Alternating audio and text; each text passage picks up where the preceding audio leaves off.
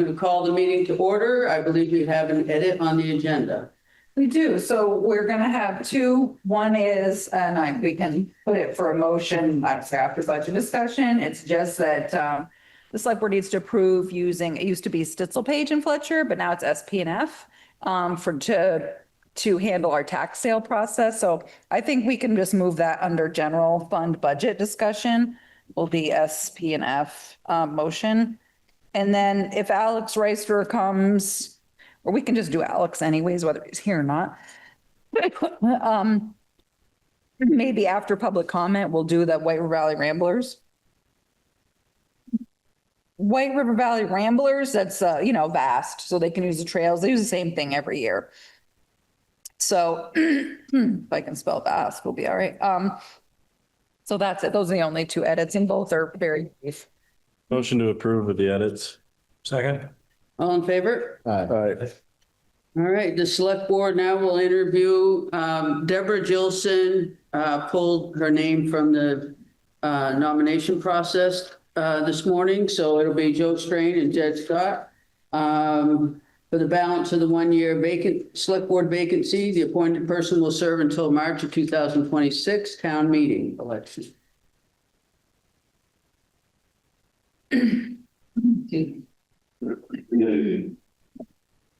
One of the questions I have is, are you too familiar with the BCA, the Board of Civil Authority?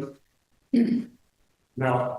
We talked about that a little bit. Remember the Board of Abatement, or that it's made up of the 5 or 7 justices of the peace and the 5 select boards, so that if somebody, I think we briefly mentioned it about so if somebody had an abatement request on their water, sewer, or taxes, you'd hear that, as well as if somebody had a grievance with their property tax and they went to the listers and the listers didn't come to where they wanted to be, then they also go to the BCA. So you usually hear a couple things a year, maybe.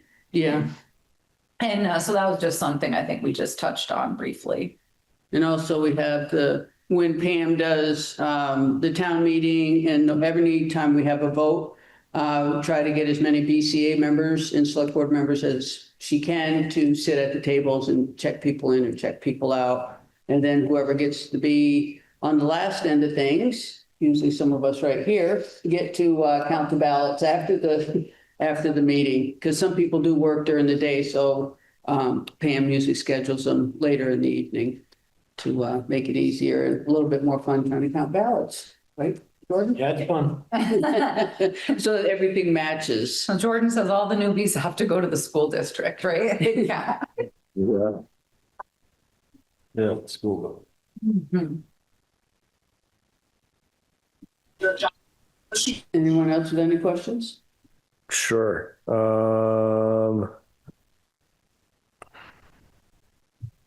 Would you consider, Joe, running again in March at the end of the term? How about you, Jed? Yeah.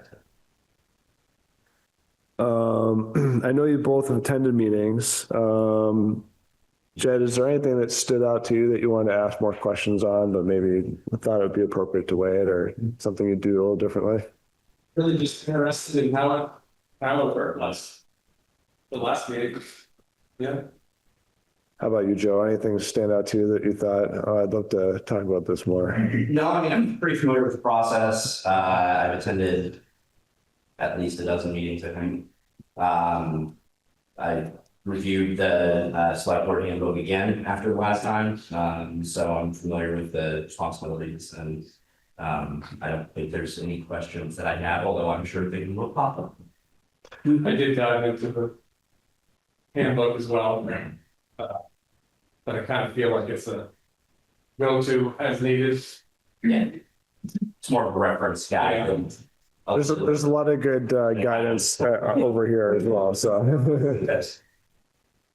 Jed, one thing I asked the other candidates was if you had a specific goal or objective being on the board. Really just to take part and keep things moving down a good path, and if I could be part of that, I'd be happy. And you've lived in Bethel for a little bit, Jed? Oh, 49 years. Yeah, Minute or two. yeah, almost. That's a good start. I hope I have a few left, yeah. Sure. You have any do? I'm from the last time and I'm good with my query. And you did get, we've seen both their letters of intent. Yeah, I mean, I read those and pulled out what I needed to. From there, I don't have many more questions than what I've read and heard. Okay. I don't need to ask. It's not. Anyways, Do you have anything else, Ben? Nope. All right, A motion to go into executive session? Second. favor? Aye. We came out of executive session at 6:29. Jordan made the motion, Dave seconded. All right.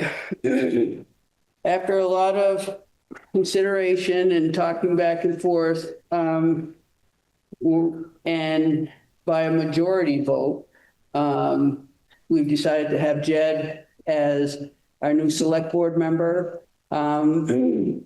Part of the reason he's been in town for a long time, and we think that he'll be able to hit the ground running.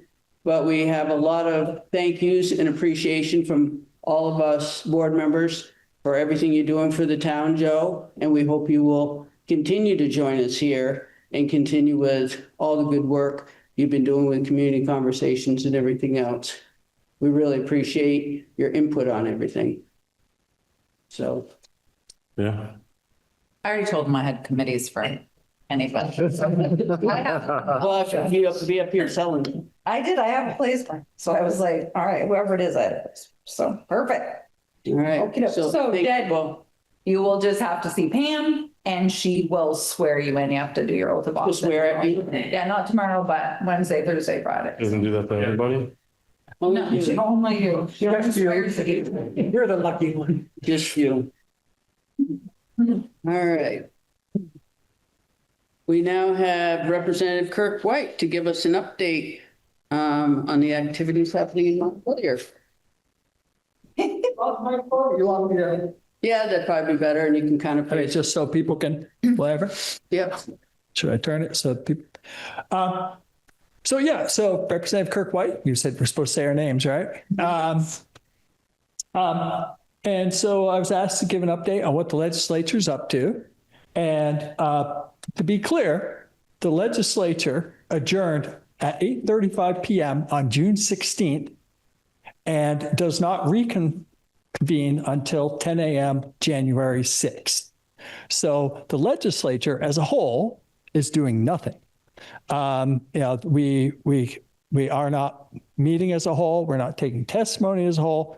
All those things are, there's no bills being passed. I occasionally get people ask me, so what bills are you all working on? I'm like, what bills are going to be passed? And I'm like, there are no bills going to be passed. That's not to say there isn't stuff going on, because there were a series of work groups that were created in legislation earlier this year. And so there is a bunch of that stuff that has been going on. And so, for example, tonight, the redistricting task force is meeting, and they are, this is, okay, I was wrong when I was talking to Teresa. This is the 7th of their 8 meetings that they're doing tonight. And they're working again on just trying to they're charged with coming up with ideally no more than 3 plans to propose to the legislature in January of ways that the redistricting could be done. Now, they're just proposals. The legislature can take any of those proposals and probably will take them and mash them together and twist and turn them. And who knows what it'll actually look like after but they're still hammering out the details of what those proposals are going to be. The one that's getting the most attention right at the moment, just because they're sort of doing them in order, is the one that ties the redistricting to the career and tech education centers.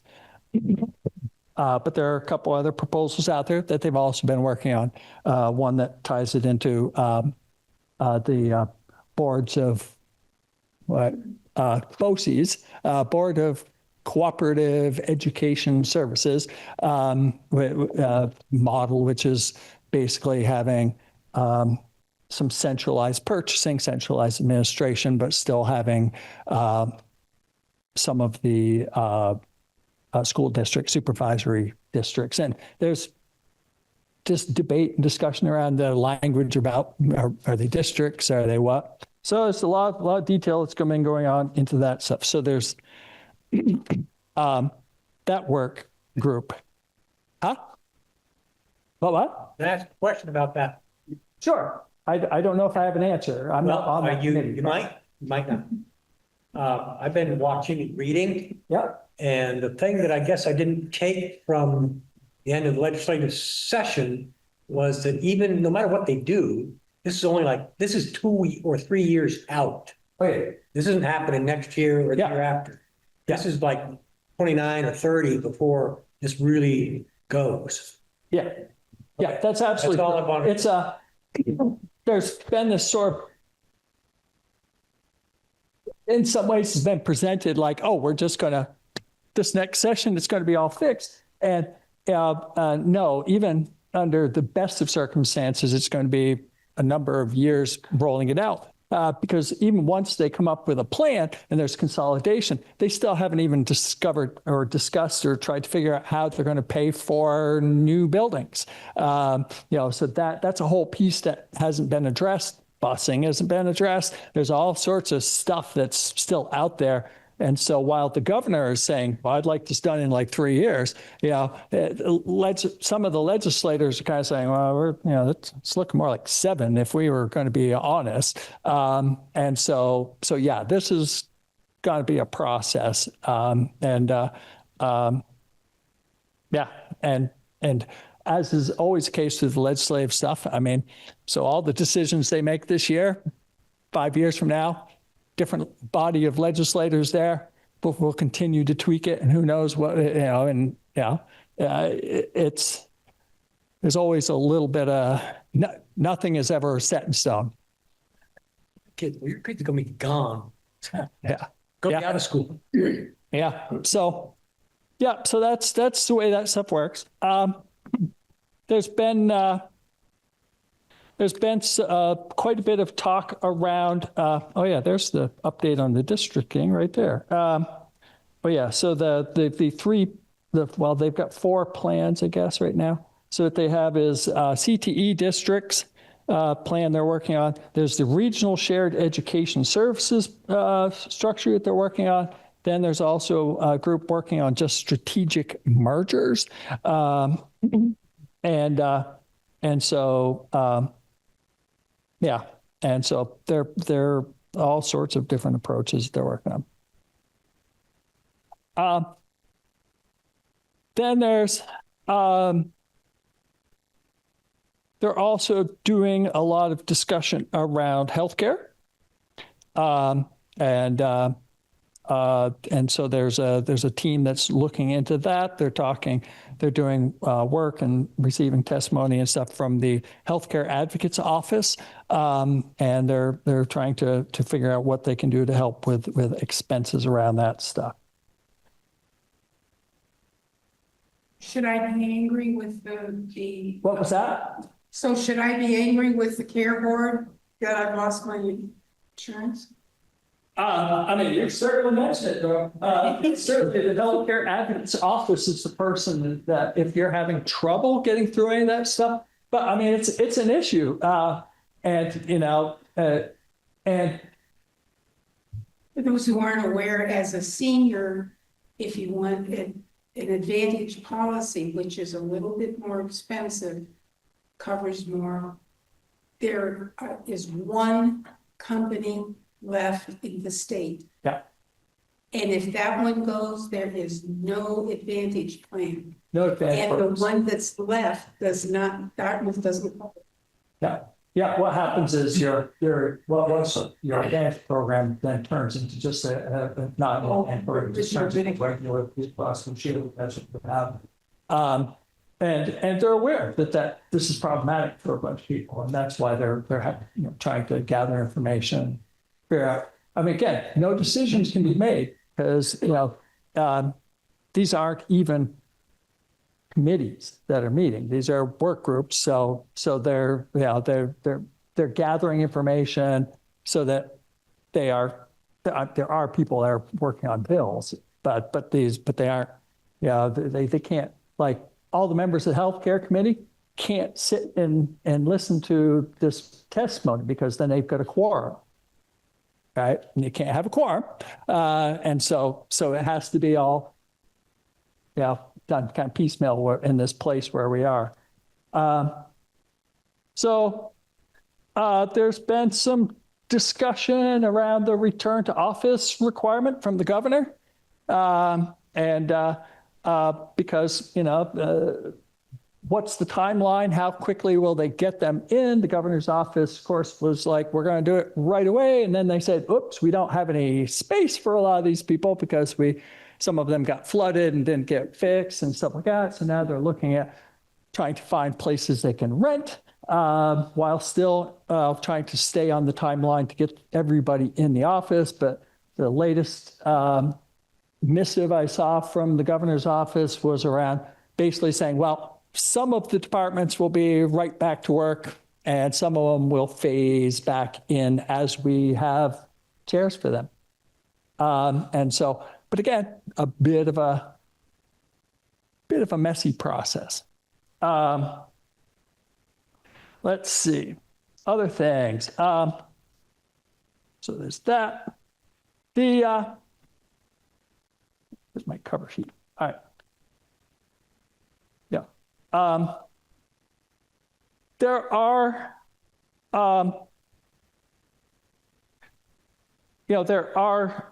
one of the things that we do is answering questions when people say, I don't understand this thing.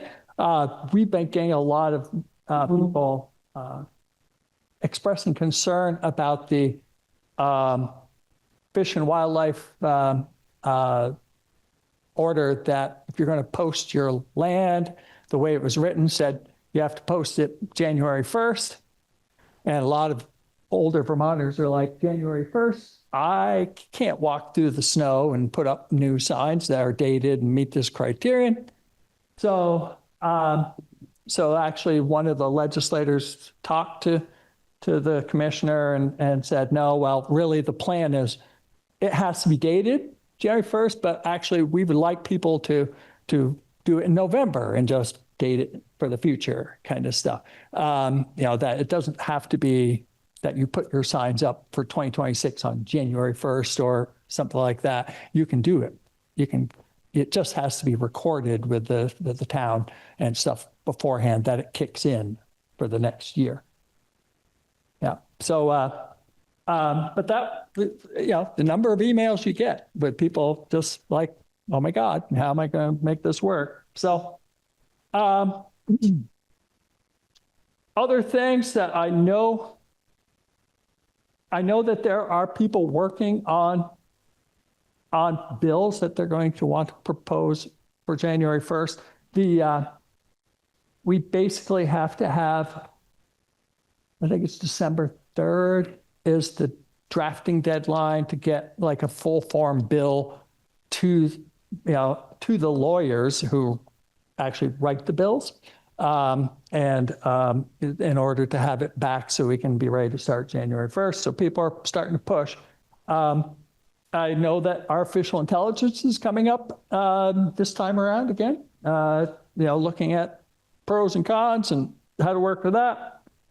I know that the Judiciary Committee is working on, it was kind of vague, but they're going to be looking more at mental health and the criminal justice system. and also looking at kind of working on some of the other things that they had been, had been moving forward with some of their other things around that. Housing is still going to be a big priority. And there is certainly the CHIP program, which you may know of, the Community Housing Incentive Program, which is to incentivize towns to get the infrastructure in so that then you can have development. Is that process, the Vermont Economic Progress Council, VEPC, has finalized, I believe, the rules for that so that people now actually have a process that they can go through. And that was just not too long ago, but the idea is to kind of get these things up and running. Because what happens is legislature says, let's do this thing. And then the people who have to administer it have to write the rules and make up the process and what are the forms and all that stuff. And that takes a while. But also there's some discussion around housing, other things. I think there's an increasing awareness, which none of this is going to come to a surprise to anybody in this room, but apparently it was a surprise to some of the people in the legislature, that sometimes regulations get in the way. That it's important that, like, government will have a program that says, here, we'll help you do a thing. But look at all the hoops you have to jump through. And so what they want to do is continue to work on looking at housing regulations, things that could be streamlined, things that maybe aren't so don't have to be the way they are. One of the areas that some people are looking at is actually water and wastewater regulation. And are there ways to be more flexible with that without opening up harm to the environment? Because again, the people can get, we created this rule in 1986 and never want to look at it again. And so, there's new technology and there's new ways of doing stuff. And so, I know that there's a team looking at that. Also, where is it? The Rural Caucus. You all may know that, this Act 181, which was the Act 250 modification, I guess, way to put it, laid out, 3 different tiers of types of places where development can be and the different levels of regulation that needs to go into them. And so one of the things that the Rural Caucus is really concerned about is that a lot of that stuff is absolutely built for our cities, and it's easier for our cities. And but once you get into tier 2, which are smaller towns and outskirts of towns, when you get into tier 3, which are really those rural kind of areas, it can be onerous. And in my committee, we argued about this for a long time with the CHIP bill. So the bill that's coming out of the Rural Caucus, which I have signed, does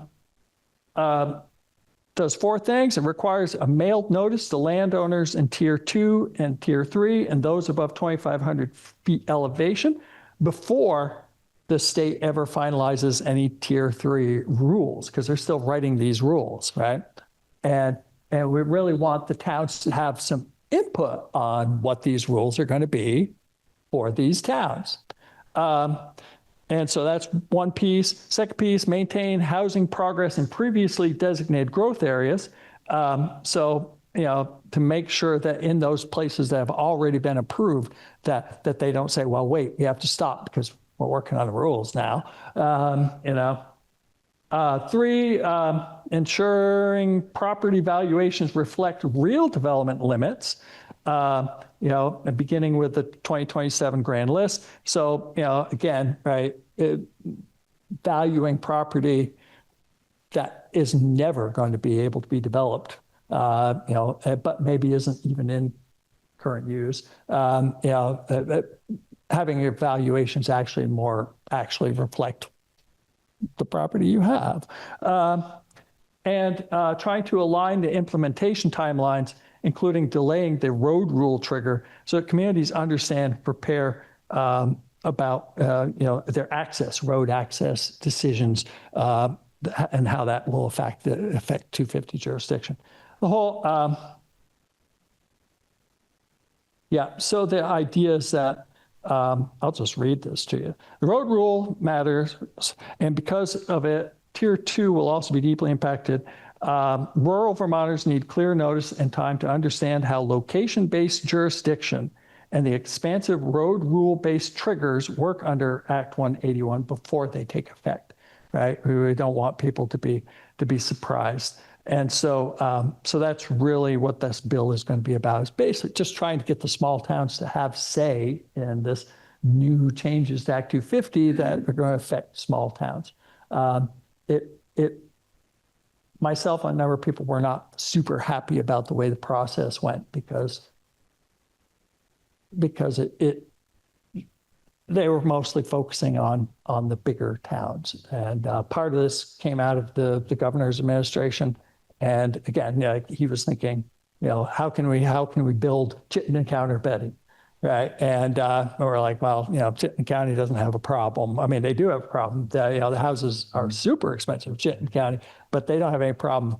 You know, they're always growing, and but trying to figure out a way that Hancock can have some growth, right? So that's so there's bills along those lines that are being worked on. So there's stuff going on, but again, none of it's official legislative stuff. It's people working in the background preparing for the session that starts in January. At least we know what they're up to. What's coming What? possibly. Well, at least we know what they're up to, what's possibly coming down the pipe. Yeah, and this is just the stuff I hear about. Yeah. You know, it's just because somebody happens to either, like, I'm a member of the Rural Caucus, so I get those notices, but it also, and some of it's just, you happen to be somewhere and a couple of people are talking about it and you say, tell me about that. You know, but because again, yeah, they have to be really careful. You can't if you send out an email and it includes too many people, then it qualifies as a quorum. And so you can't even have those kinds of discussions, even remotely online. So it's not very efficient, but it's transparent. And so that's what we did. Hey, yeah. Well, I'm dealing with something of my own for an issue, but the issue I'm having is you just read something out of there that probably only half the people in here could immediately understand what you read. Yeah. There's some way you give it to a lawyer, figure it out, and then give it back to a real person and reword it so that the rest of us can understand what it just said. Yeah. Yeah, translator. That's kind of what I was trying to do before. That's why I read it, because it's crazy. I mean, basically all it is questions around, you know, restricting what you can do if you are in a rural community. But that's only if you're going through Act 250, right? Only Yeah. if it triggers Act 250. Right, But the exactly. point is, he just said it so that we all understood. Right. I read it. I had to think, okay, what does he say? Oh, I see what you're saying. You need someone to, you want to translate from legalese to Something we can quickly regular. understand. Right? So, Yeah, and then the road rule. there you go. Because there's a lot of rules around where you put roads, what they do. Well, thank you so much for. So, yeah, and I did want to say a lot of people were wondering, well, if you're not in business, how did they do that SNAP thing, right? With the money. And so when we are out of session, there is what's called the emergency board, and designed for emergencies. And it's comprised of the governor, the Speaker of the House, the Senate pro tem, so there's the head of both those bodies. And then it's also comprised of the equivalents, they have slightly different names, of the Ways and Means, which is generating money, and then appropriations, both in the House and the Senate. Then if there's a particular committee that is involved in that, the chair of those committees. And that's who comprises that, and they are empowered to make those certain sets of decisions. But otherwise, it's the governor that calls us back. We can't call ourselves back into session until we need to. So that is that process. And there's one other process thing I want to mention, just so you, but I think it has fallen out of my brain. But it was, yeah. So there's these kinds of how folks make those various kind of decisions. There's another. I want to ask about go ahead, finish your thought. Finish your thought. Yeah. Oh, I know what I was going to say. All I was going to say was that the other thing that's really happening big time is the heads of the money committees, again, Ways and Means, Appropriations, who are the people who write the budget in conjunction with the governor, and what they've asked the state government to, one, get them their budgets earlier rather than later, and to go into more detail than they usually do, because they're fairly certain a lot of stuff's going to have to get cut with the federal money cut, and they need to know. Well, if the governor says I need $5 million for this, they need to know. Yeah, well, what's the parts of that? So because maybe you're only going to get $4 million or whatever. And so those committees are working extra hard right now, unofficially, the heads, whatever. That's the other thing that's going on in the background that you should know about. That's it. I was curious because they estimated a price tag about 6.1 million for the SNAP benefits. Yeah. Where does that money come from? So somebody actually sent me an email asking that question. So what happens is so we create a budget that goes in effect in July 1st. And then the first thing we do in January is what's called the Budget Adjustment Act, which is the governor comes back and says, this program we were running used more money than we thought it was going to, and this program used less. So let's shift some of that around. And so all this basically was a premature or earlier version of that. So where the governor basically came in and said, well, we can see that this isn't going to cost as much, so we'd like to take some of that out of this and a little bit out of that and over here. And they also looked at, if there's a revenue stream that's doing better than they thought it was going to, if a lot of people thought the tariffs are coming down, so we're all going to buy new cars. So new car registrations, suddenly there was a whole bunch more money there, then they might say, well, and we'll take a little of that. So that's how it all gets processed. But it's not new money, it's money that's already been appropriated somewhere else. Yeah. We do the same. Yep. Right. Well, thank you, Kurt. Thank you very much. That's illegal. Maybe Yeah, not the that's size, great. not the same scale. Yeah, but it's on the same $6 scale. million is not Yeah, insignificant. $6 million is not gonna happen. Thanks, so you'll start coming in January. Today, What was that? we learned today that the shutdown has been stopped. And that's going to affect the SNAP benefits. Yes, Probably, possibly, hard saying. the no. governor says they're going to pay for November in Vermont. The Vermont one pays till November 15th. Yes. And What happens after the 15th if the feds aren't coming through with the SNAP benefits that maybe should be coming through because of the ending of the shutdown? So the E-board was scheduled to meet on November 13th, which isn't very far from now, because the SNAP benefit state approved went to the 15th. The idea was it was half of a month's work. And so People still gonna be without. well, I mean, so they will make that decision on November 13th. Based on whatever information they've received from federal government about whether that money is coming through or it's not coming through, that's what they'll do. Yeah, so. Okay. I mean, I think you know as much about Yeah, that's fine. what the federal government do as just about anybody. So, yeah, Thank you. yeah. Great. Thanks. Thank you. Thanks, Kirk. Congratulations. All right. Next on the agenda, we have Therese will clarify the 1027 meeting discussion surrounding the pool. Okay. So some things were taken out of context about the pool. Had a lovely conversation with Joanne Wood, who gave me a wonderful history of the pool and about Newell and the whole thing. And her and I actually, spitballed some ideas about the future. When I was talking to the Selectboard about what I was discussing with them was in the context of a fix about longevity, how we're going to deal with long-time sewer water rate increases. What are we going to be doing with the pool?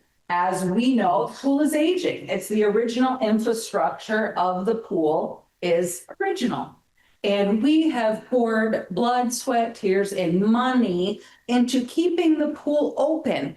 And, there's a budget. The budget is for this year is for the pool to open. I have proposed the pool budget in the budget that the select board is going to approve. However, this is a multifaceted issue. It is about the fact that the pool has issues that we have tried to deal with in good faith and we continue to work on. It's about staffing. If anybody is familiar at all with Red Cross pricing has gone up. Red Cross training is harder and harder to find. We are sending lifeguards to New Hampshire, Connecticut, Massachusetts to get training because the American Red Cross up here as a whole has decided that they're going to make it more difficult for people to become trainers. So it's hard for us to find them. So also they've changed rules. So say you're teaching swimming lessons and you have 8 kids in your group, you can know now if kids are sick, if you don't have 5 kids, no swimming lessons. That is the rule. So there's a lot more rule changing to American Red Cross that people, just may not be aware of. Also, finding kids that want to work, that being a lifeguard is a very difficult, challenging, responsible thing. We cannot have 15-year-olds running the pool. So staffing is a big issue. Our regular, long-term, lovable guards are not coming back for reasons. They're either outgrowing it, sick of dealing with parents who are disrespectful or whatever, understandable. And so they're just aging out and we're not getting the replacement, kids to come in. So there's that. We have looked at, about getting, we priced a pool. I think it was $750,000 to $800,000 to replace the pool. We need a town garage, folks, long before we're going to need a pool. So it's just, the select board is my job as the town manager to bring suggestions to the select board and bring attention to them, financial matters about the future. What can we do? What can we afford? So I know that we cannot afford a town garage, a pool, another garage for the fire department, a grader, equipment to outfit a new fire truck. We can't do that. So we have to kind of look at this piece by piece and see what we can do. So Therese Kirby is not interested in closing the pool immediately. Therese Kirby is interested in doing the job that she's paid to do. which is to talk about, to the select board about longevity of financial things. How are we going to continue to, with the growth in water sewer in a closed system? How are we going to handle that? Should we take something into the general fund so that users can continue to pay because they're paying taxes and water sewer? So we're taking money from the same wallet, yours. And so, trying to figure that out. So I think there was a lot of, misinterpretation about what I had said.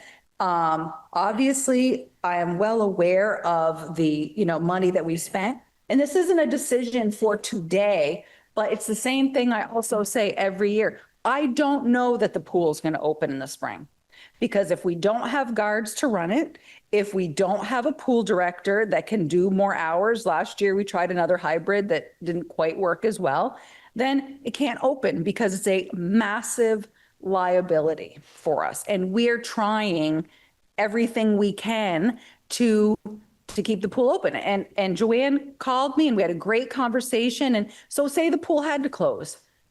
She was nice enough to share with me a great family story about Newell and about his intent, which was to get Bethel residents, young people, pool, lifeguards, and to get them swimming lessons. So maybe we have to partner with another town or another organization, or maybe we try to offer busing, or there's opportunities to honor Newell, but maybe it's just financially not feasible at some point for us to open the pool again, so that's really it in a nutshell.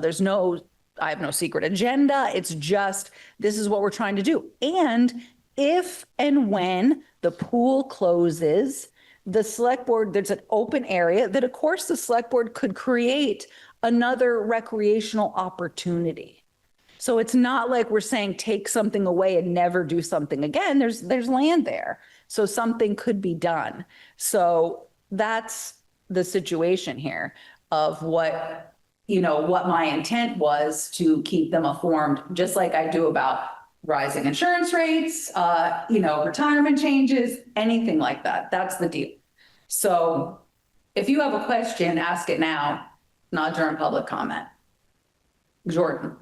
Am I correct, as last time we met, when this was all spoken about, it was, we have to look into either closing the pool or redoing the pool, and we need to look at both options and take that in and look at it as a whole. It was not, we need to look at closing the pool, period. Right. It was, we need to look at option A and B, and we need to start thinking about it for the future for the next 3 years. Yeah, exactly. And it's also, you got some data here so we could see what the pool usage is like, how many family passes have we sold? We're serving more non-Bethel residents than Bethel. So this isn't a decision to be taken lightly or quickly. It's just the job. But what was your question, Ellie? I'm just wondering why, I know your job and everything, Yeah. but why it was a surprise to the Recreation Committee that you're thinking that way. Where's the communication? We have a very strong Recreation Committee that is willing to work on these things and willing to see how we can help with liability or fundraising or whatever. So where's the communication to the Recreation Committee that you're thinking that way and that you're going to say to the select board that you're thinking of the, and you have issues and you want to think in the future of closing the pool, and these are your reasons. So to start with, the fact is I don't run every thought I have by any committee. And that's with my purview. So I made a decision to talk to the select board because we've talked to the select board before about the pool. Denise was there last year when we were opening it. We've bought pumps, we've tried fiberglass, we've done all those things. There's nothing that the Recreation Committee can do about the pool. It is really, because it is a massive financial decision that is part of a larger capital plan. You're not going to have any input in building a town garage. And it's really a balancing act. But you can't, I don't need you. Skateboard park Again, that was a big project. It was, but it was not 800 to 750 to $800,000. And it wasn't a decision that had come to committee level yet. This was really a select board thing to keep them. And I didn't talk to anybody about water sewer rates either. You know, it's just a communication that got blown out of proportion between myself and the select board. There's no decision has been made here. It's just letting them know that as we look at this budget, which is up, you know, currently like 5%, we're going to try to whittle it to 3 as we do, that it's about longevity and the long term, what people can afford. So it really wasn't. It never occurred to me to speak to you because it's nothing, it just hasn't come to that yet. If we were looking for other alternatives, we know that's going to come out when the planning commission does their big survey for the town plan as to what residents really want. But in this situation, it's a multi-pronged, you know, issue. Like I think I used the phrase for Joanne that this is like the perfect storm. It's staffing, it's Red Cross, it's the age of the pool. It's a multifaceted issue. So it wasn't anything that I needed you to solve. We were just discussing it. Paul? And correct me if I'm wrong, but our committees, advisory committees too, with town manager and select board. Yes, the only non-advisory committee that the town has is the DRB, their quasi. And I understand that we're just advisory, but I do think that it would be nice to have the opportunity to say, well, if we're understanding what you're doing, this is how we look at it and would advise to you, whatever. So I realize we're an advisory committee, but again, I'd like to have, it would be good to have the communication so that we are able to have an opinion and have a chance to do some advisory. Well, I will promise you this, when I need your opinion in the future, I will certainly reach out to your committee or any other committee that I need an opinion about it. Joanne? So I wanted to take a couple of minutes to give some history. Oh, that'd be great. You're going to tell the story about the Navy, I hope. That was wonderful. I dive into this history stuff. So I have a question first. On the select board, do you know when the pool officially opened? The pool, when did it open? Any guesses? June 20th, 1964. Wow. So that pool has been around for 61 years. Yeah. Amazing. There's a little bit of history though prior to that. So I dig into old newspaper articles and things. Way back in 1922, there was an article in the Bethel Courier giving a listing of the drownings of children that had occurred in Bethel, dating back, the earliest one reported being in 1865 of a 5-year-old, then 1875, a 12-year-old, 1902, a Stoddard family name. Oh, wow. A Stoddard child, 16 years old, who drowned. And at the time, the rising concern of like, it would be really nice if we had a safe place that kids could swim and learn how to swim. Mhm. Follow up with an article in 1937, again about where could we site a swimming pool or dam up the river to provide a safe place. The Bethel Rotary Club actually got involved in this kind of topic in 1953. There was a Rotarian by the name of John Catnack, who was the chair of a committee in the Rotarian group to try to construct a swimming pool. And they looked at locations on the Manuel Miller property. So, so some of us old timers know what we're talking about. Angelo Ribby's house on South Main Street, like in a river there, or Harold Turner's pasture, 1953. Where can we put something in? That apparently didn't go very far with the Rotarians, but in 1960, there was a letter to the editor written by someone who only called himself a Bethel citizen. And the letter was addressed to the teenagers who believed their communities owed them a recreation center. And this Bethel citizen, who I think was more of a little, like a curmudgeon, said, teenagers, what can you do? You can go home, you can rake the leaves, you can wash the floors, you can visit the sick, you can. The town doesn't owe you a thing. It was followed up the following week with another letter to the editor. And I just want to quote this. Of course, this little town of Bethel can never afford an elaborate recreation center. Maybe, just maybe, we could have a swimming pool. After all the chores are done, boys and girls should have a few hours a week to enjoy a swimming pool. Time was when it was hot, they could go to the river. The river is now often contaminated and condemned. Remember, this is before there were wastewater treatment plants. Right, that's true. It is not purely as a recreational feature that we favor a pool. Every boy and girl should know how to swim. We know not what is ahead. Our teenagers are poised on the brink of untold wonders and uncertainties. Again, 1960, this is like Cold War. This is when I was in elementary school diving under the school desks in case the bomb went off. And this letter to the editor was signed, a teenager, once upon a time. So, Yeah. fast forward then to 1964, and a pool is actually built. And my father-in-law, Newell, had a role in that as a Rotarian. And he actually credited the actual digging of the pool was done by Hugh Benson and White Construction, and he was the guy that had the backhoe and the digger to dig it out. And there was an article for the opening of the pool, and it's described, the new pool is oval shaped and its depth varies from a very shallow safety area to 8 feet underneath the Olympic diving board. The base of the pool is of rolled and sprayed pea stone covered with macadam. Am I saying that right? Macadam? Macadam. Macadam. And sealed with blue acrylic paint.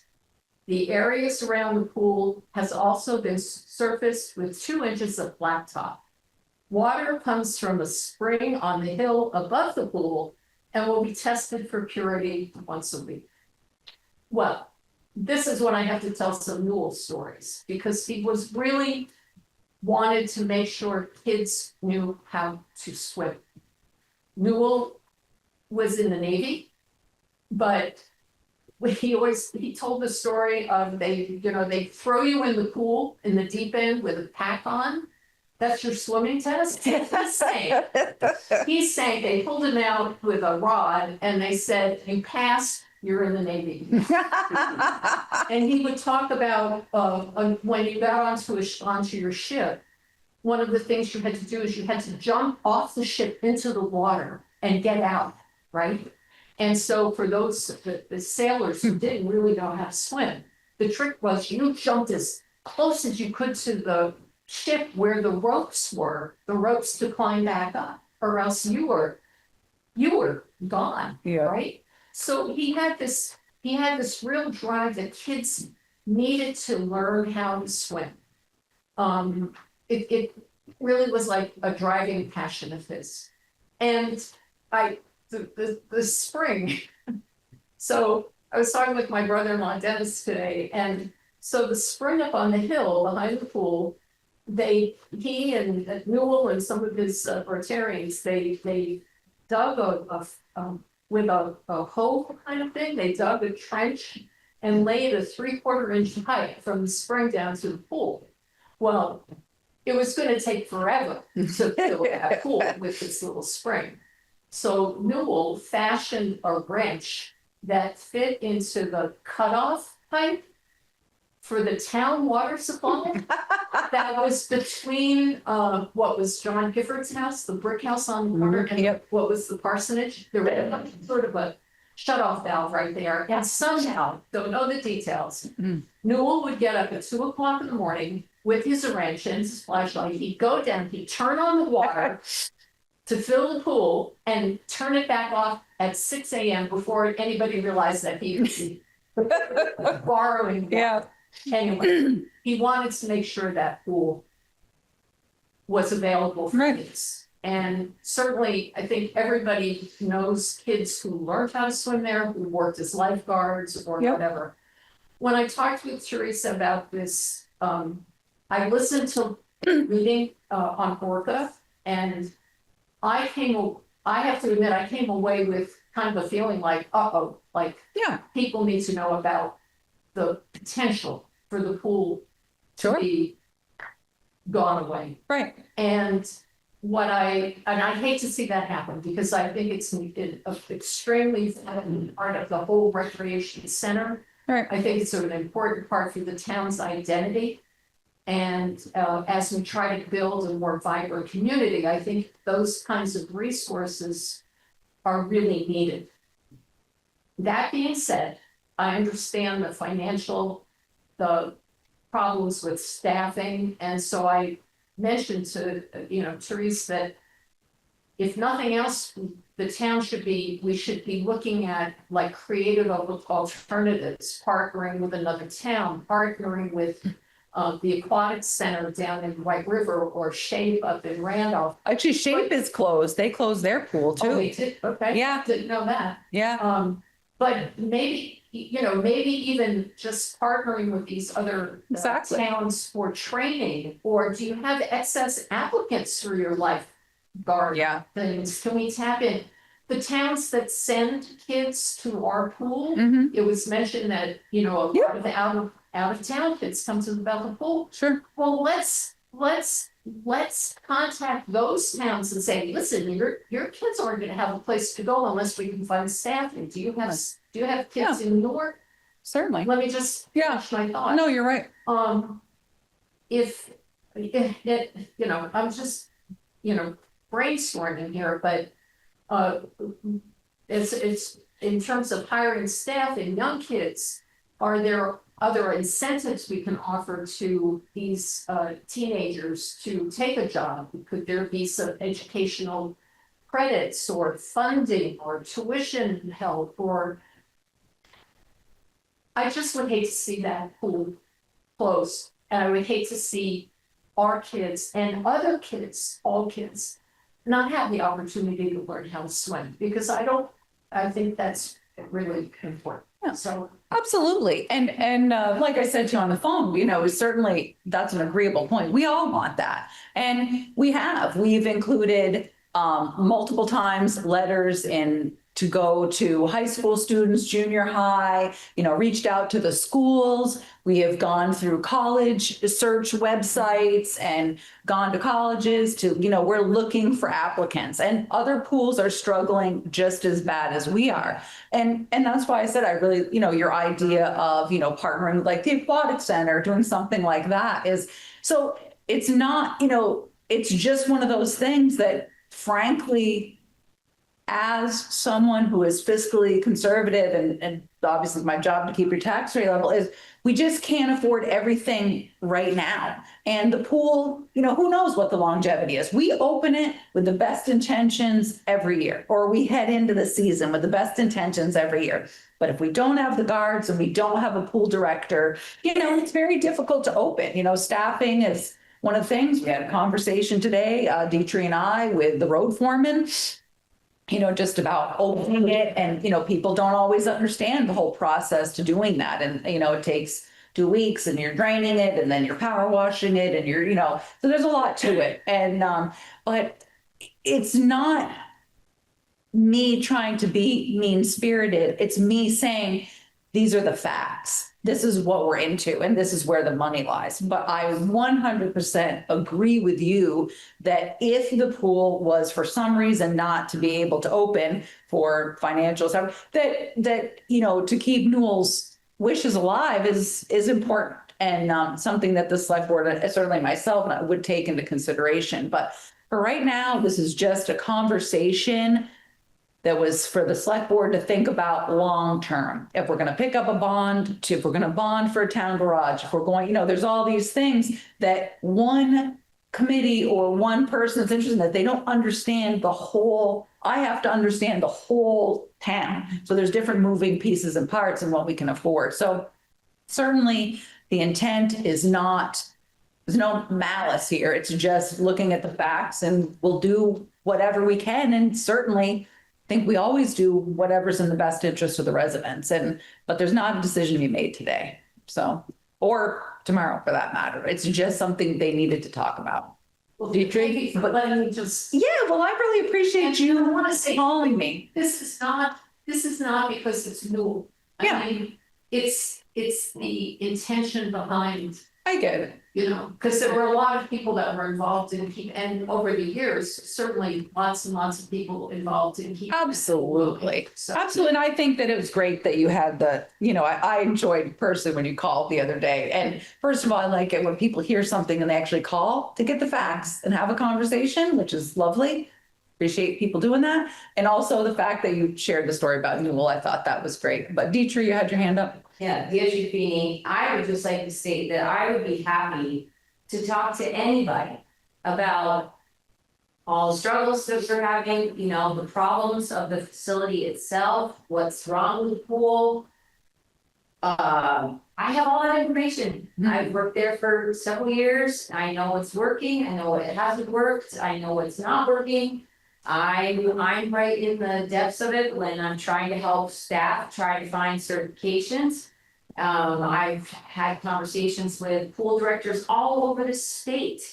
And so I have a lot of information and knowledge, and I'm happy to share that with anybody that has questions. I appreciate that. So we need to wrap it up because Select Board has other things. But did you have a final question, Ellie? Because it's such a community treasure. And I know about all the struggles because Deidre was on the committee for years, but I still feel that it's a positive that we really strongly have to do something to save our pool because it's a community treasure. And basically, when the community in 2011 voted to establish the improvement fund, it was because people really enjoyed and wanted the pool to survive. And so that's why we have, one of the reasons we have the improvement fund and basically when we did the survey in 2012, the majority, 40% of the people said, we love our pool, we want a new pool house. And that was a major project that we did. It was. Like $25,000 from the state because the town of residents of Bethel wanted to say that they wanted their pool, they wanted a new pool house, and that was important. Well, obviously, I think the Select Board and myself feel the same way. Whatever we can do, we'll do. But it's just the practicality of there's what we want to do and there's what we can afford to do. So obviously, everybody's concerns have been heard. I have told you the facts as I know them to be. And, like I said, I, in the future, if people have questions, 24/7, you can email, you can call, I'm in all the time, happy to answer questions. So that's in a nutshell, the situation. It's not a decision made. It's just eventually one will have to be. And if any committee should feel free to reach out to any board member or Therese herself to discuss things. We don't have to wait till this night. No, Right. We are all around and anytime. The 27th, I didn't know. Well, that's when we knew. And that's when they knew. And then when you have questions, call Therese instead of Yeah. going here, there and everywhere. And then it all comes back to us. Everybody's like, oh my God. Yes. But I did talk to Dietrich a little bit about it today. She showed me some photos of where the new concrete is all cracking. And I actually went to the rec center today and I went in and I took some of my own photos, seeing where things are heaving and cracking because there's no water in there. And then while I was there, I went over and cleaned up around the skateboard park. There was empty cans, there was towels, there was trash all over the place. So I have a garbage bag in my car of stuff from the skateboard park. So maybe somebody on the rec committee could take a walk through there every few days just to see. It was probably busy there Saturday and there was a lot of junk and I picked it up. Thank you for coming. We'll try to do that in the future. All right, so Public comment. public comment on something besides the pool. Yeah. Let me see if there's anybody online.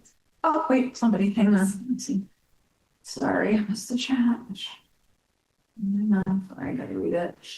Oh, the Shape Center isn't closed as of September 15th anyway, though it does have some major issues, drops in temperature, et cetera. That's Yeah. And there have been some temporary closures, so thank you for that. It's been closed off and on. I get emails from them and it seems like at least twice a month it's closed for either a day or a week. Yeah, so thank you.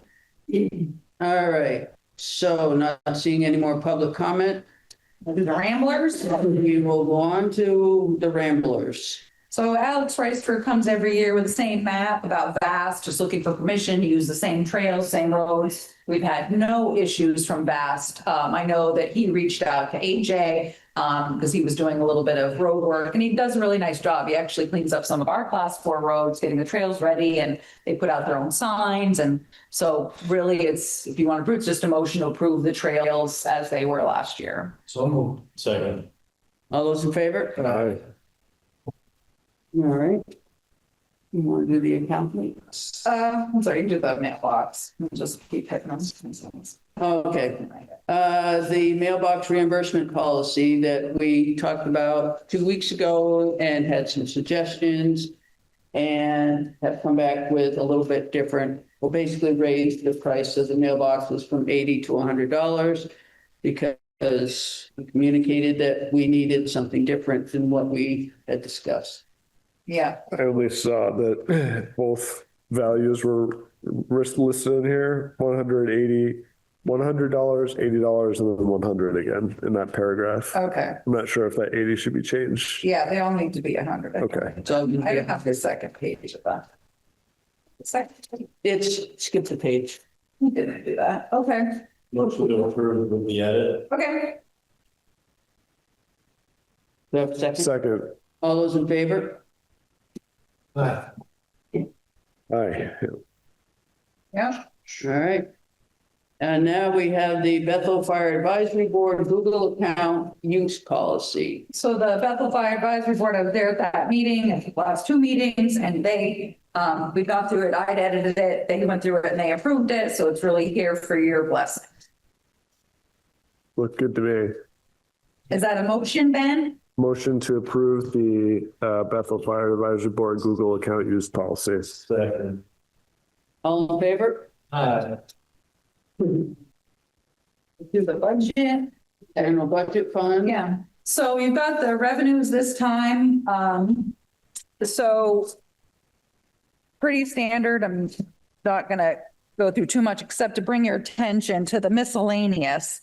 This was the part of the discussion we did have last week about sewer water and about how we were going to, you know, the crazy idea that Dave and I we talked about it last time about how to continue to keep the rates reasonable on sewer water as we have like a closed system. And I had suggested moving 15% of Clayton and Richard's salaries into the general fund as an expense. And then when I was going through the budget, I realized I'd forgotten that we do a reimbursement. Currently, sewer and water pay the town a percentage of my salary, Alice's, Dietrich's, for the work we do for them. So my thought originally was, instead of adding an expense, we could just remove the revenue. I thought that until I started where I have the whole budget done. So my thought instead is perhaps don't just use a set amount and don't, I usually calculate it to the penny, you know, because that's me, but maybe we just put a set amount in there. So maybe we leave it, we level fund it this year to next year. And maybe what we do is the same thing that we do for the sewer department, which is when you redo the water ordinance, the sewer ordinance currently says that any debt that the sewer department bears goes to the whole town. Maybe we just make that you do that for water as well, and then that will kind of stabilize rates to a portion. And maybe I can, as we get closer on the budget, I could lower these numbers instead of going completely to zero and losing that revenue of like $19,000. If maybe we could leave this a little bit as a moving target as we get through the whole budget. So it's still, because I did look, obviously I listened to what you said, Dave, about your concern about the general fund, subsidizing water, sewer. And I'd come up with a math about how many EUs were in the village. And, I had a rationale for it and, of course, but so I guess it's something to think about as we go through the budget. Maybe I put a number flat rate in here as a revenue, but we kind of think about it as we sort through the rest of the budget. And then maybe we just handle it with the ordinance instead of here right now and just kind of see as water budgets come along and sewer. But my intent was obviously to help kind of stabilize water sewer. That's going to happen. That's going to happen along the way. You can't do it and then forget it. Right. I look at the rest of the budget, did that work? Right. Yeah, exactly. And that's kind of where I was when I went through it. And I met with Ben on Thursday and gone through the budget. I met with Chris Jarvis after, because despite not being on the board, he said he'd still help. So I think we're going to toss a number in there. Other than that, you can see that the revenue, this is our final year of the proceeds of the BRTS. So next year, that's going to be a hit of $54,560 in a revenue that we don't have anymore. So the revenues are going to be pretty similar to what they were, last year when I go back in. Do you have any questions on the revenues? All right, we'll move on to the fire department budget. So I met with the officers for the fire department budget. Their budget is up 4% over last year, but there's a couple of things that we did in here. A lot of their budget is level funded. But you can see that we budgeted more money. Big jump is in communications. Their pagers are $600 a piece and their radios are $1,800. I don't know who Paul's talking to, but they're Mars. But they're very specific radios. So we did budget for 6. They got some radios last year, but so that's a change. The other thing that we did was increases in the budget that we are currently in. We budgeted $6,000 for the AFG match, which we don't know yet if we've received. So instead of losing that $6,000, I put it in the next budget into the safety and equipment fund, because as we've talked about, they're not giving away, fire trucks. So the majority of the fire department budget is level funded. They dropped gas, oil, lubricants. We have, like I said, increased communications. They level funded safety and equipment. We did up facility maintenance by $500, but part of that is Johnson Controls, annual fire extinguisher replacement that the whole town gets. We dropped training by a couple $100. The Kenworth tanker is level funded. So really the biggest adjustment for this budget is the radios and pagers. And they got an accurate number. Jason texted somebody, Mike Manning, that minute. So like hot off the presses, they had numbers. So I don't know if you have any specific questions. Obviously, it's easier when you see the whole, once we go through it together, you can kind of take a big look, but I think that's a fair budget for the. Is this equipment, the radios and the pagers, does it replace existing equipment? It's updating equipment that we've had for 15 years. Sorry. The one thing about the fire department, they really get the last, we do their apparatus schedule 25 to 30 years. Technology's changed a little bit. We stretch his out. So, but things are, it's pricier, but I think it's a good budget. And, in terms of the whole town budget, keeping it together, I think it was fair. They were They were good about it, and I think, obviously legitimate communication issues. The next budget is, well, any questions on the fire department budget? Obviously, you can ask more when we get going, but just to give you, Dave likes it. We like it in sections, right, Dave? Yeah. Law enforcement, I left at level funded at 36 hours. So that budget is level funded from last year. Ryan, the sheriff, did say that he was gonna leave his rate the same, but there was no rate increase, so I didn't increase hours to 40 hours. I don't know if. I thought you said Hello? you were. I don't know what that was. So I don't know if you want to just leave it at at 36 hours, or. I thought you said you were putting it in at 40 last. I did, but then after talking to, I thought you said you didn't want it in at 40, and then I thought somebody else said they didn't want it at 40. I'm fine not increasing the hours personally. I would like us to keep that in our back of our mind. We start looking at the budget, if we can get really close to our 3%, maybe go back there and visit that. Yeah, 'Cause I think our long-term goal was if we can see return on our investment of this, we will gradually would like to get to somewhere near 38 yep. sometime. So do you want me to, in the next iteration, go back to put 40? I did have 40 in, and then I saw the whole number and I went back and Well, took it out. we We can throw it in. can drop throw it in and Play with it. like everything else, it's when the whole picture is out there, we. Yeah, it's not pretty. I saw the whole picture. We have. I know. I was like, ooh, I went back over it. So, anyways, pretty funny. So anyways, so that was all funded, but I will change that to 40 hours. I had it there and then took it out. So the recreation department, the majority of this budget is also level funded. So wages, social security, Medicare, workers' comp, all that is level funded. Let's see, I did have a number in here that we're going to take out. I had an estimate.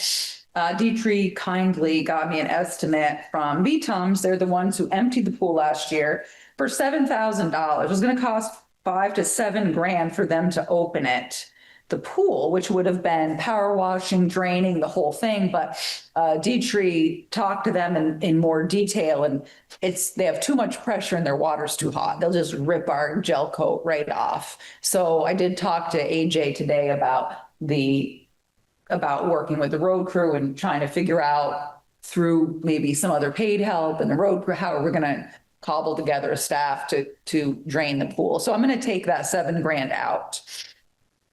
There'll be some cost for the road crew though, right? Well, they get salary, they get paid, already come out of their I'll be able hours. to come up with some people and Yeah, we're gonna, stuff to help. yeah, we have we rent a power washer. The road crew has a power washer now too. And really, it's staffing because, Dietrich gave a good explanation of it to AJ and I today about, when it's really hot and the algae's on there, you have to get it quickly before that really hardens. If it's like misty and rainy, that's great, but then it's slippery. So you're taking your lives in your hands. So there's a balance, but I broke the news to AJ that I was going to need some help from the road crew. So he took it well. So yeah, that's right. That's right. And we'll do it on a day where Dietrich wears her white pants. Yeah, that's To right. work like you did last year, and I took a bunch of pictures. Yeah, so we definitely, so I'll take the $7,000 out. Once we got some more, Dietrich got more information from VTUMS, it was a little easier. The other thing is this year, somebody apparently started pressure washing and the pavilion, so it's in the benches, so it stripped the finish off the benches. So now we have, we need to, this summer, we're going to need to power wash and stain the pavilion. We know we need to put a seal coat on the skate park. We do that every year. There may be a little bit of repairs. But we need the thing stained. We only did a couple signs a few years ago, and we need wood chips. Thank you. That's my note, wood chips. So we need to do that because VLCT Passive said that we need to remove the wood chips and we need to put in new ones because, if the kids fall, they're not as resilient as we were. They don't. So I have I'm estimating about $18,000 that we're going to need to take possibly out of the capital fund to power wash, stain, the pavilion. To take the old chips out, put in the new chips, and we have estimates for this. So it may be a little high, but we have to get estimates. You don't think we could get enough builders in the area to pressure wash and stain that? I don't know. I've never tried to, only in limited trying to do stuff like that, but it's something we could look at for sure, but that's not coming out of this budget. That would be a capital expense if we need to do that. So we did do a couple sides a couple of years ago, but now that somebody stripped the benches, we did talk to I talked to AJ about the snow because we don't want it sitting on those now unstained benches, over the winter. So We never figured out who belt sand. well, no, it was a pressure washer. We narrowed that down. So anyway, so I'm going to take the $7,000 out. And we can talk more about capital building when we get to the capital funds. But so that 7,000 will come out. The rest of the budget is, level funded. We dropped a little bit on chlorine. I'm not sure about my American Red Cross number. Hopefully that's in the ballpark, but currently we only have the possibility of 2 junior guards. So if we're licensing a bunch of guards, that's going to be pricey. So we'll see how that goes. My question for the select board was the rec facility improvement fund. We did not put any money in last year. I have a 0 there now because I don't know what you want to do. There's currently no project in front of the select board. So I don't know if you want to fund that this year or if you're going to give it a go pass until the planning commission does their survey so that you have the results so that you can pick the next project. So I don't know what your plan is there, but so currently I have a 0 in it. That sounds a good idea, especially if we're taking $18,000 out of the general fund to take care of the recreation. Well, that come out of the capital. It's either going to come out of the capital fund for the rec area or capital building. I have to kind of look at the capital funds when we get there for those expenses. And we could talk about that more. We're taking money out Rec of fund there. already has a balance, right? They have $70,000 or something like that? Yeah. So let's see. So there's nothing. Possible to float 4 into there just to look at it in the overall budget, Absolutely. Yep. just a little. No. We'll put a number in there now just to see what it looks like. Yeah, sure. That's good, Jordan. I can do that. Little one. Yeah. Yeah, so no, I can do that. So then obviously it changes the percentage but still that budget, comes in. Excuse me. What happened with every year before you asked the committee about the improvement fund and the transparency. Last year, you mentioned that you could have property assessments and gains and that the improvement fund would be put back in the next year. Well, different select board, different rules. They're not going to tie the hands of the future board. And I believe that the select board at the time, I think it might have been Chris Jarvis, had said, we talked about, what the next steps would be and this and that. And then we know that we did a survey that was not taken. So we ended up kicking all surveys to the planning commission. They're going to work with all departments to do a big survey for data for that. But Jordan just suggested putting a placeholder in there of 4,000 just to see what the whole budget looks like. So, thank you for at least putting 4,000. Yes. Just to look at it. Yeah. Yeah. So parks and public places, that budget's up a little bit, but really that is a little bit more for streetlights, a little bit more for park, just electricity, even GMP gets a raise. I did budget a little more for Ketchum property maintenance, but I was just waiting for a final bill, which I just got today. So I'm going to be able to look back at that number. They have a contract and there's no increase, this 0% increase for 2026, but I just got his final bill today. So I may be able to drop that number. So in 2 weeks, I can, give you these numbers readjusted. You can have the lister's budget, the town office park. I mean, I can give you more, usually save the highway for, and it's obviously the biggest budget. So, but if you have any questions on the budget, I spent an hour with Ben and I'm happy to spend out with you guys at any time. I did get an earful from Dennis Jarvis. So he asked me what he said. He was like, he read one line, "What are you, crazy? What did you do here?" And everybody knows he always goes through and starts calculating the pennies. But we're also, so basically there was a couple things in the road department that we were talking about and waiting for some more information from Two Rivers about the possibility of we could reduce an item because I can leverage a grant match for it. So anyways. We need a motion for the appointments. Yep. So I can read that for you. So Greta said, the motion for the select board minutes needs to be motion to use SP&F Attorneys PC to conduct the town's tax sale process for 25-26. One move. Second. All in favor? Thank you. All right. We now have the town manager's report. Hang on, sorry. The road crew is 5 days a week now, just so everybody knows that. I talked to you about cemetery bids. There's other changes going on. Our hazard mitigation plan, I mentioned that to you. I'm going to talk to Peter Gregory tomorrow.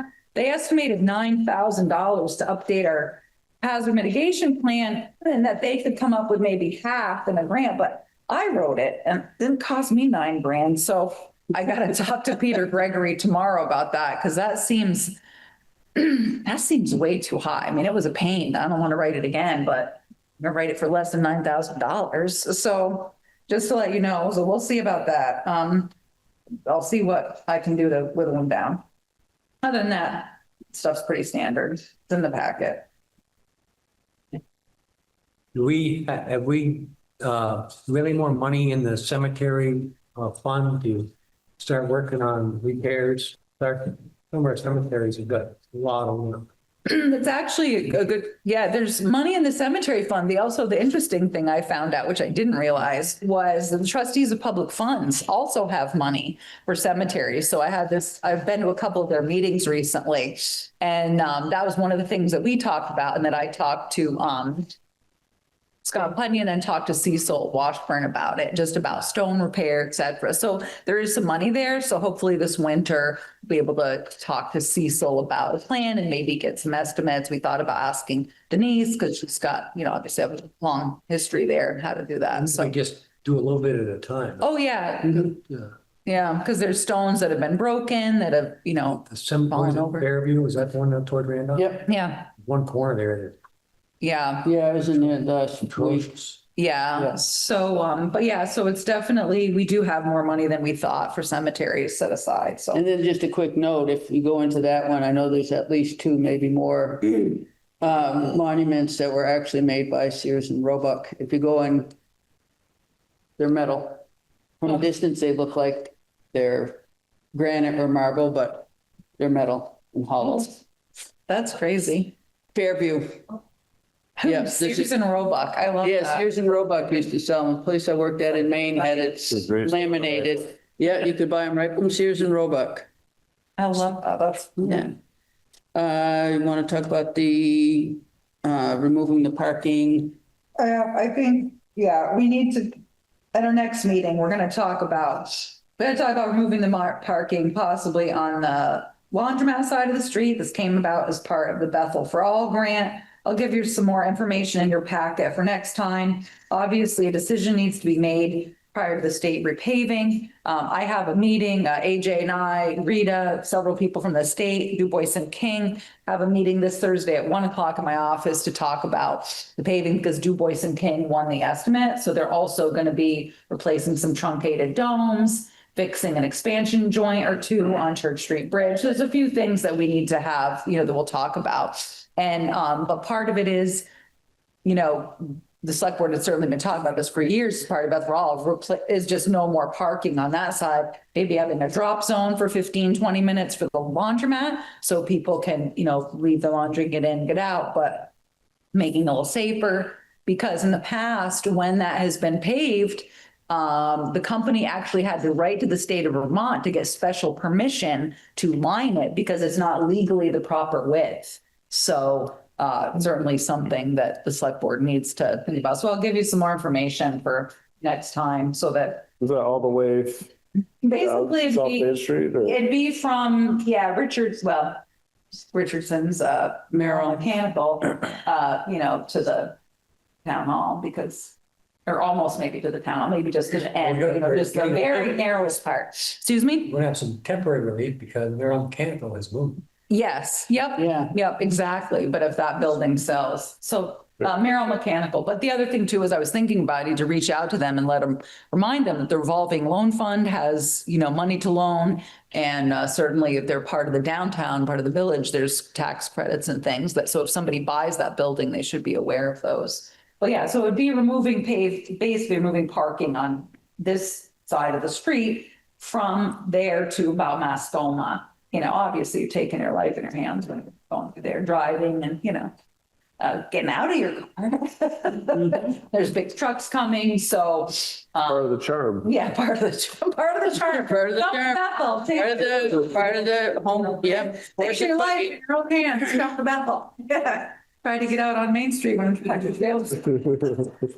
Yeah, so we'll talk about that and I can give you more information. You all good? I'm good. All right.